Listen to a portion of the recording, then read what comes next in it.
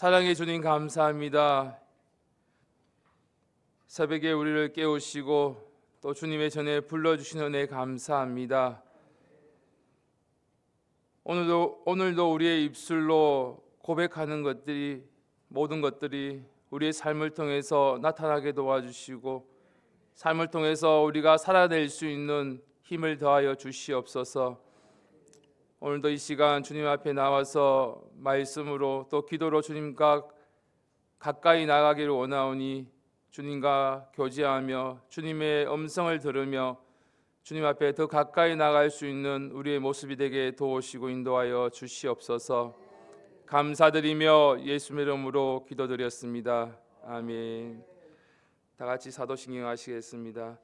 전능하사 천지를 만드신 하나님 아버지를 내가 믿사오며 그 외아들 우리 주 예수 그리스도를 믿사오니 이는 성령으로 잉태하사 동정녀 마리아에게 나시고 본디오 빌라도에게 고난을 받으사 십자가에 못 박혀 죽으시고 장사된 지 사흘 만에 죽은 자 가운데 다시 살아나시며 하늘에 오르사 전능하신 하나님 우편에 앉아 계시다가 저리로서 산자와 죽은 자를 심판하러 오시리라.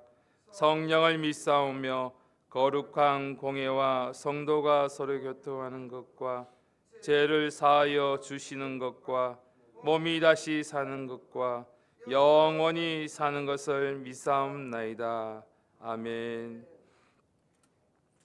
오늘 함께 나눌 말씀은 사사기 8장 29절에서 35절까지 말씀입니다. 사사기 8장 29절에서 35절까지 말씀입니다. 제가 가진 성경 구약 375페이지입니다. 375페이지입니다. 다 같이 한 목소리로 읽겠습니다. 시작. 요아스의 아들 여룹바알이 돌아가서 자기 집에 거하였는데 기드온이 아내가 많음으로 몸에서 낳은 아들이 70인이었고 세겜에 있는 첩도 아들을 낳았으므로 그 이름을 아비멜렉이라 하였더라. 요아스의 아들 기드온이 나이 많아 죽음에 아비에셀 사람의 오브라에 있는 그의 아비 요아스의 묘실에 장사하였더라. 기드온이 이미 죽음에 이스라엘 자손이 돌이켜 바알들을 음란하게 위하고 또 바알 브릿을 자기들의 신으로 삼고 사면 모든 대적의 손에서 자기들을 건져내신 여호와 자기들의 하나님을 기억지 아니하며 또 여룹바알이라 하는 기드온의 이스라엘에게 베푼 모든 은혜를 따라서 그의 집을 후대치도 아니하였더라. 아멘. 어제 우리는 사사기 8장 말씀을 통해서 전쟁의 순간보다 승리한 이후에 더 위험함을 같이 나누었습니다. 미디안과의 전쟁은 분명히 하나님의 승리였습니다. 그 승리 직후 기드온의 신앙은 시험대에 올랐습니다. 기드온은 입술로는 여호와께서 다스리신다라고 고백했지만 삶에서 왕의 보상과 왕의 영광을 다 취해버렸습니다. 그 입술의 고백과 삶의 선택 사이 결국 신앙의 올무가 되고 말았습니다. 그래서 예수님은 분명히 말씀하셨습니다. 한 사람이 두 주를 섬기지 못한다.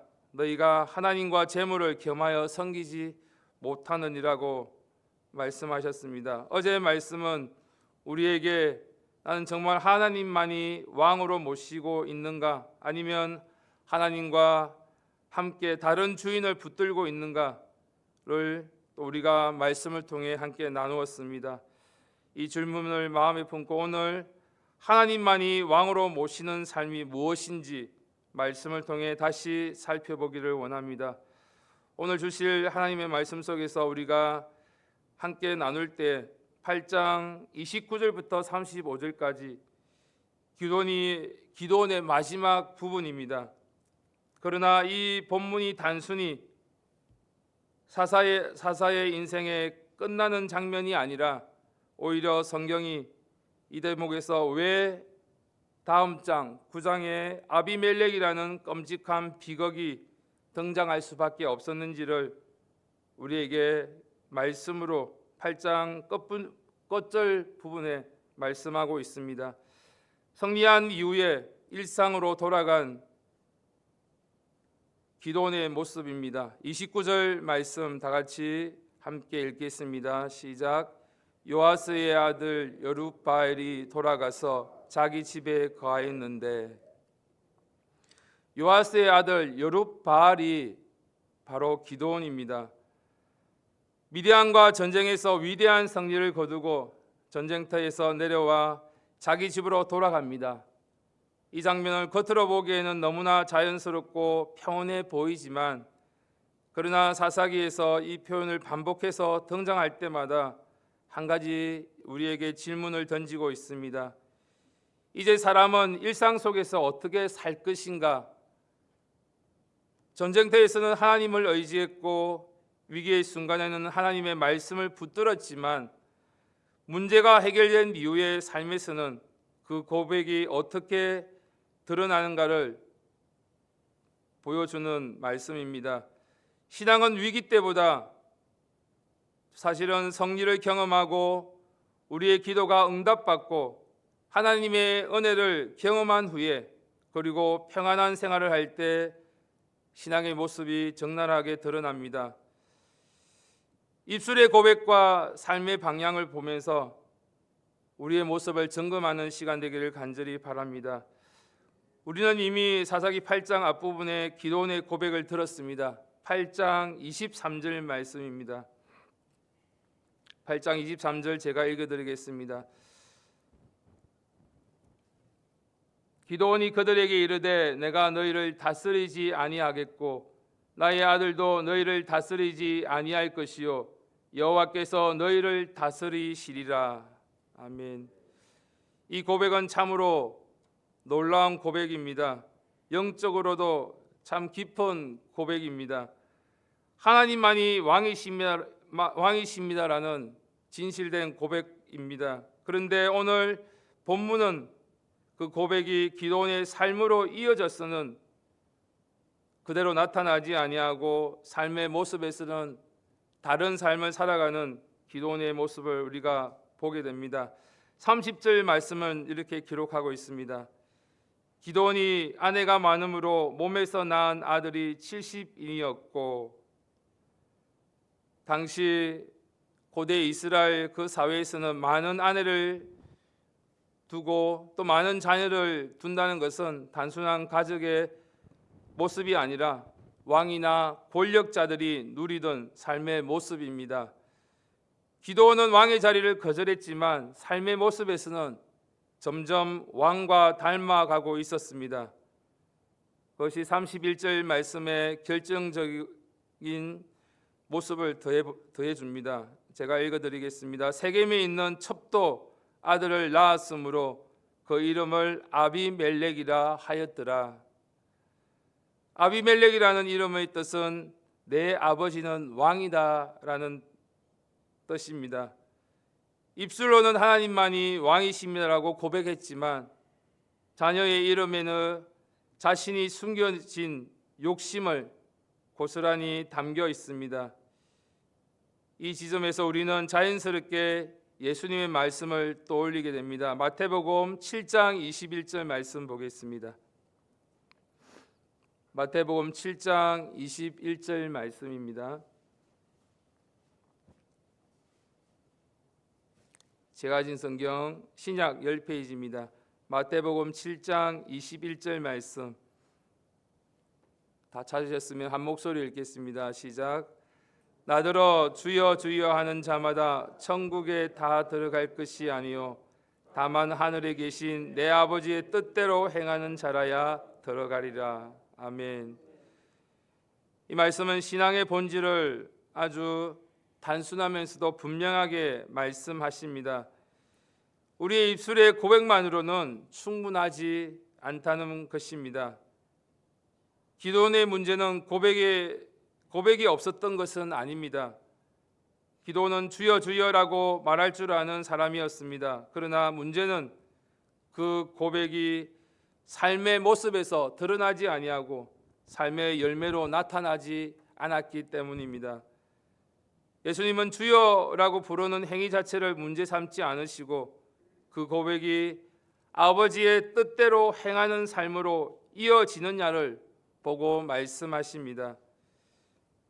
오늘 기도원의 모습 속에서도 기도원의 입술의 고백으로 끝나는 것이 아니라 삶으로 살아내지 못한, 열매 맺지 못한 그 모습을 오늘 우리에게 말씀하고 있습니다.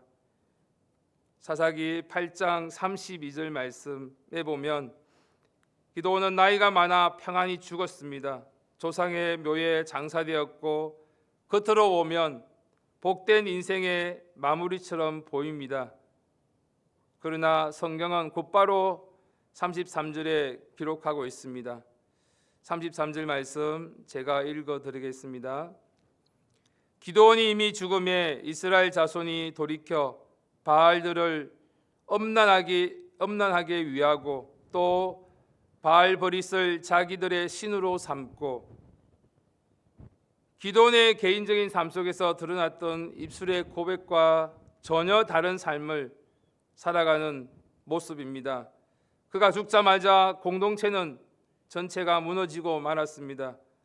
특히 그들이 섬기던 우상의 이름을 바알 버릿, 곧 바알의 언약의 바알이라는 뜻입니다. 하나님과 언약을 버리고 언약의 자리에 우상을 앉혀 놓은 것입니다.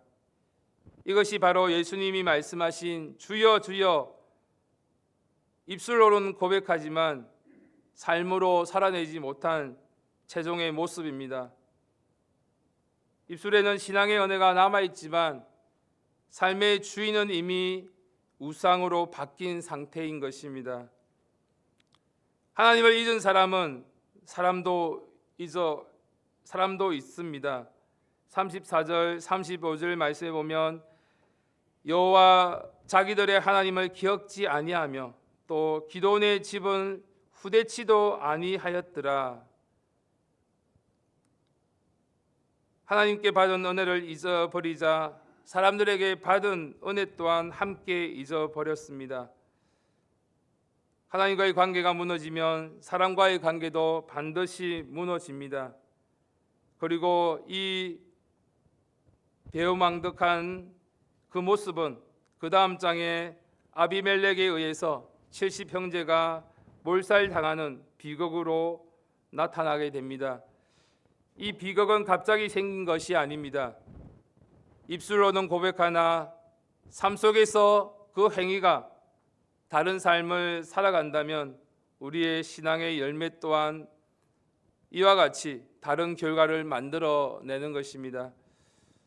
오늘 우리에게 주시는 말씀입니다. 나는 정말 주여 주여라고 고백만 하고 있지는 않은지, 마태복음 말씀처럼 정말로 아버지의 뜻대로 살아가고 있는지, 교회 안에서의 고백과 나의 가정과 일상에서의 삶은 하나로 일치된 삶으로 살아가고 있는지, 우리의 모습을 보면 가장 가까이 우리의 신앙을 보고 있는 사람은 자녀이고 가족이고 우리가 함께 사는 주하나 공동체입니다. 말과 삶이 일치하지 않을 때 다음 세대는 하나님을 배우는 것이 아니라 하나님을 떠나는 법을 배우게 됩니다. 오늘 기도원은 위대한 승리를 이룬 사람이었지만 삶으로 끝까지 하나님을 왕으로 모시는 데는 실패한 모습이었습니다. 그러나 우리는 다를 수 있습니다. 완벽해서가 아니라 매일매일 말씀 앞에 자신을 점검하고 고백한 대로 살아가려고 몸부림치는 우리의 신앙의 모습을 보여야 될 줄 믿습니다. 그리할 때 다음 세대에게 믿음의 길을 보여주며 또 믿음을 전수하는 저와 여러분이 될 줄 믿습니다. 오늘도 주여라는 고백이 우리의 삶의 전체를 이끌어가며 진짜 그 고백이 되기를 바랍니다. 입술의 신앙이 아니라 행함으로 증명해내는, 삶으로 나타내는, 살아가는 우리의 신앙의 모습이 되기를 간절히 바랍니다. 다 같이 기도드리겠습니다.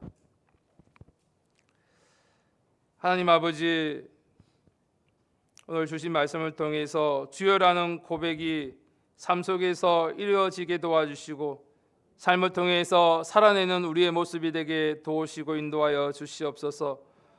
온전히 하나님의 아버지의 뜻을 행하는 믿음으로 살아가는 우리의 모습이 되게 도우시고 인도하여 주시옵소서. 우리의 가정과 일상 속에서 주님만이 왕 되시며 주님만이 우리의 주인 되심을 날마다 고백하며 인정하며 살아가는 우리의 모습이 되게 도우시고 인도하여 주시옵소서. 이 시간 각자의 모습을 돌아보시고 우리의 입술로는 주여 주여 하지만 정말 하나님의 뜻을 행하고 살아내지 못하는 우리의 모습이 있다면 정말 삶 속에서도 그 말씀을 살아내며 주의 뜻을 온전히 이룰 수 있는 우리의 모습이 될 수 있도록 도와달라고 이 시간 주여 삼창하시고 간절히 기도드리겠습니다. 주여, 주여, 주여.